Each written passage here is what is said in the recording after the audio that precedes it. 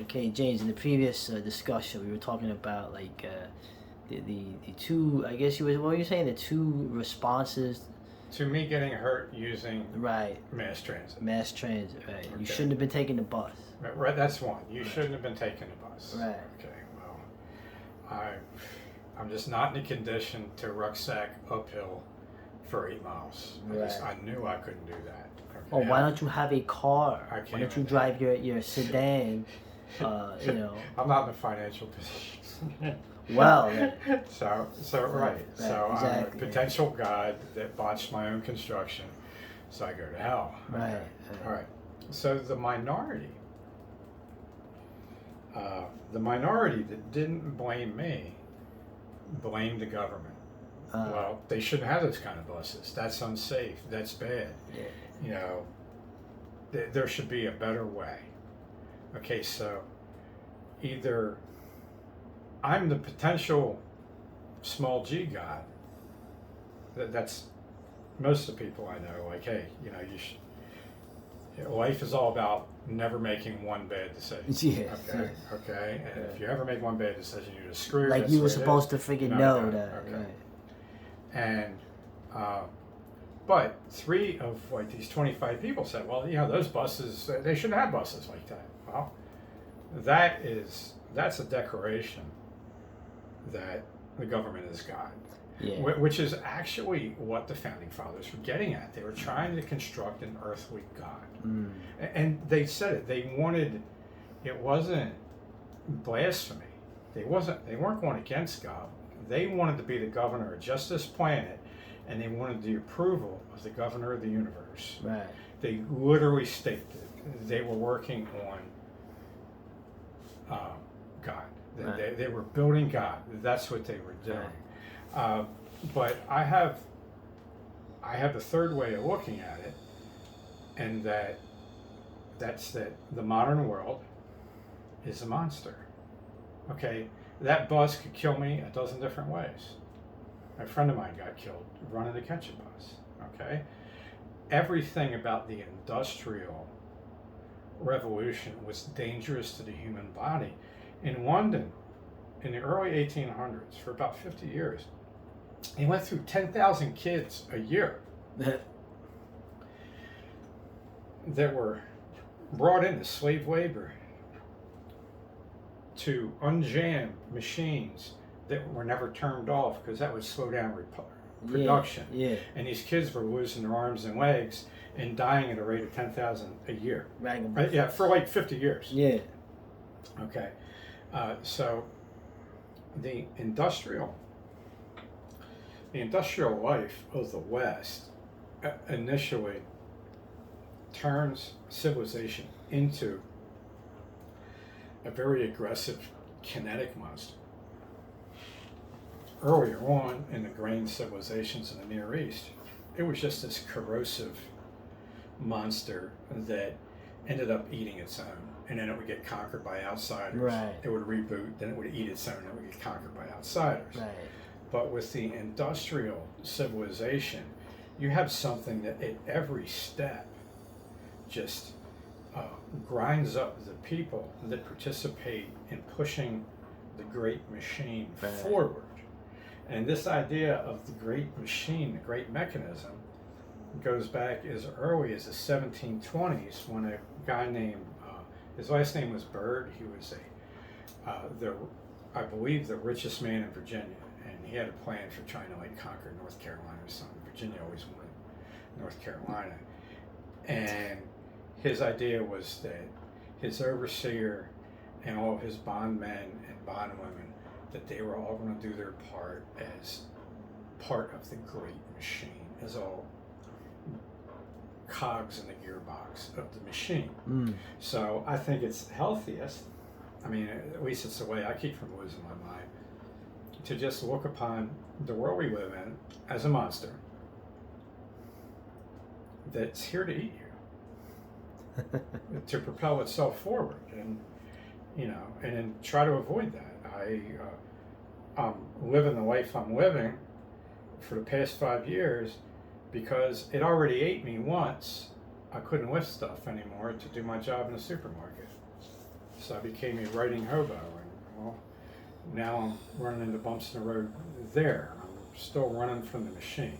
I'm still trying to not end up under the wheels of the machine. That's all. And when I talk to other people who are more upset about the world than I am, it seems to me that they're either, the tendency is to either look at themselves as a potential deity, or they look at the government as a deity for good or bad. But I like rather the monster hero construct. You're the hero, and society is the monster that's trying to kill you. And killing the monster is not always the best solution. If you read Beowulf, that's when his people are doomed.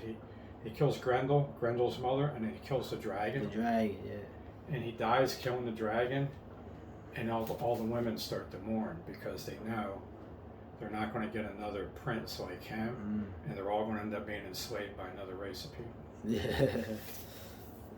Okay, so there's, I think there should be some appreciation for the monster making us improve ourselves to keep from getting eaten by it. Yeah, well, definitely, it's like a survival. It's like this survival horror genre of video games, where you are no match for the entity involved, and you must like try to avoid it or survive it, rather than take it out, because you can't really defeat the monster.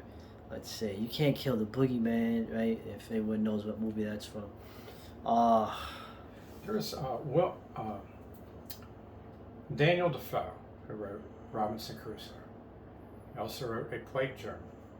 I actually, real quick, I don't mean to jump in Philly, there's a museum. These two brothers, I forgot their names.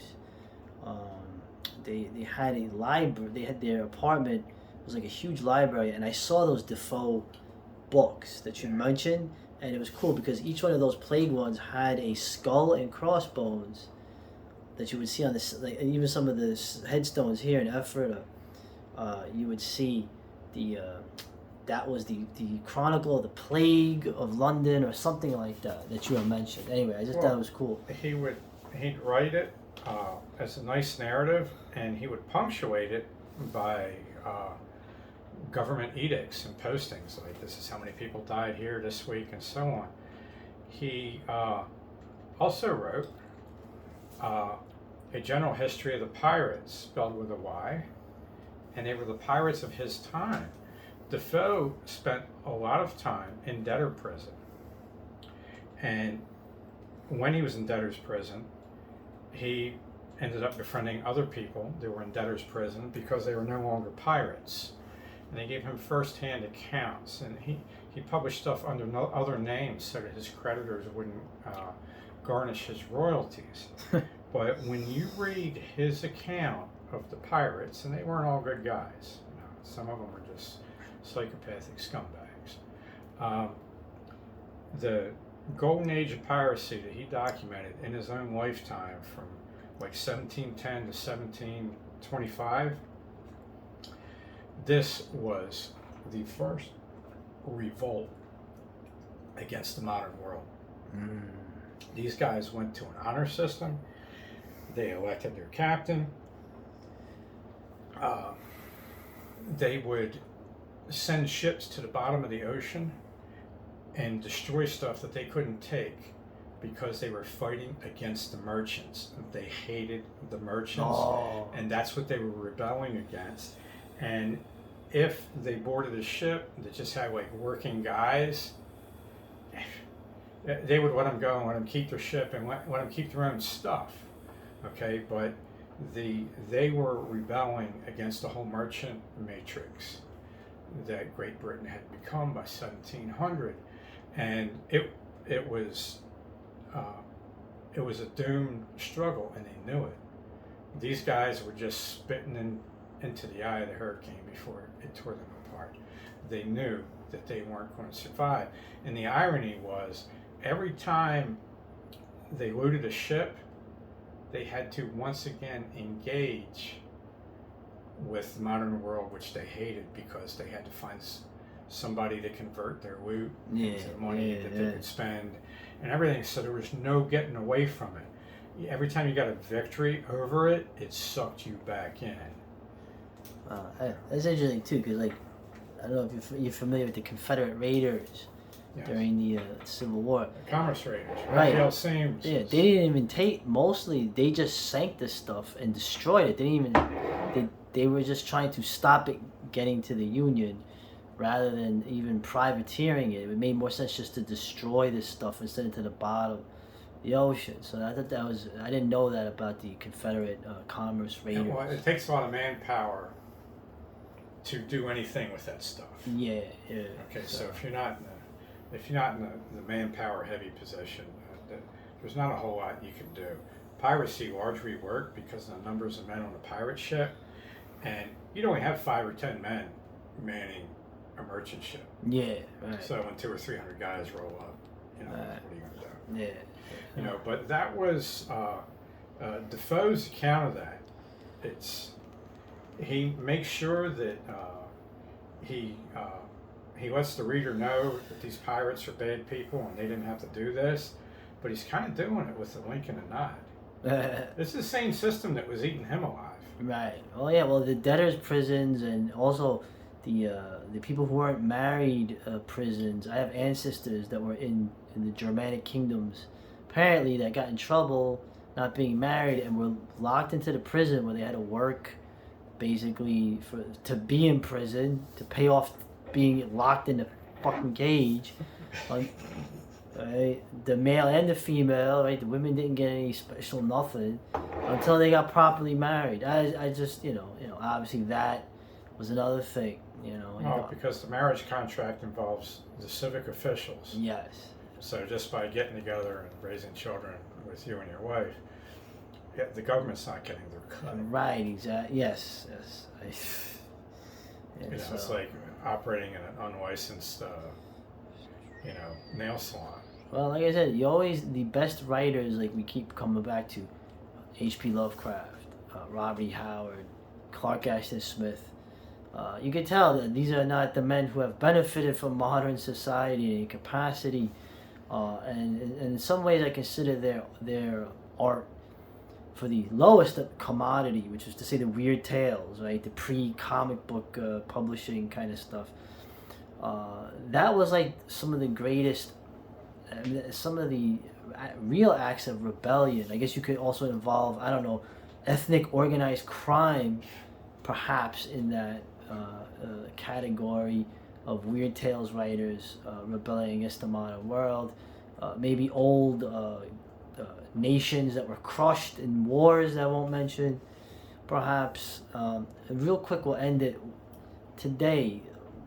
Who's fighting against modernity? And don't say the homeboys.